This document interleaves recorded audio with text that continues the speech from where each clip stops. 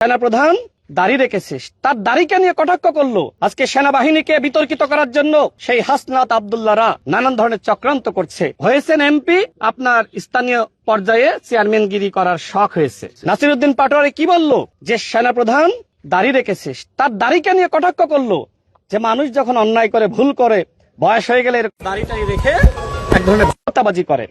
সেনাপ্রধানের গণঅভ্যুত্থানে ভূমিকা আছে। আজকে সেনাবাহিনীকে বিতর্কিত করার জন্য সেই হাসনাত আব্দুল্লাহরা নানান ধরনের চক্রান্ত করছে।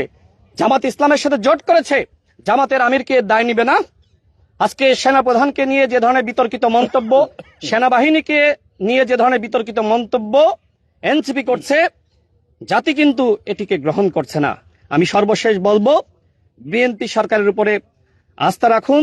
এই যে বিরোধী দল, তারা যে চক্রান্ত এবং ষড়যন্ত্র করছে, আজকে বিএনপিকে ভিলিফাই করার অপচেষ্টা করছে, এটি করে তারা সক্ষম হতে পারবে না।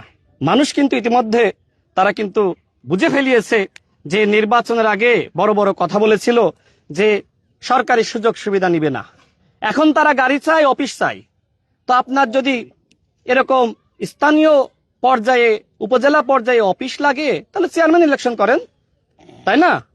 আপনি হয়েছেন এমপি, আপনার স্থানীয় পর্যায়ে চেয়ারম্যানগিরি করার শখ হয়েছে। স্থানীয় প্রশাসনকে অবশ্যই শক্তিশালী করতে হবে। এবং এই যে তাদের দাবি, এই দাবিগুলো অগ্রহণযোগ্য দাবি। আমি সরকারকে বলতে চাই, যদি স্থানীয় প্রশাসনকে শক্তিশালী করতে হয়, সেক্ষেত্রে স্থানীয় পর্যায়ে একজন এমপির অফিস থাকতে পারে না।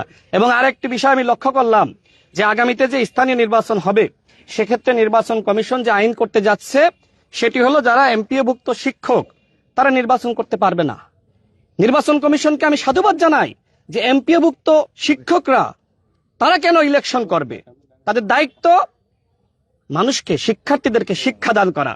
তারা শিক্ষাদান না করে তারা রাজনীতি করবে। তো আপনারা চাকরি ছেড়ে নির্বাচন করেন, সমস্যা তো নাই।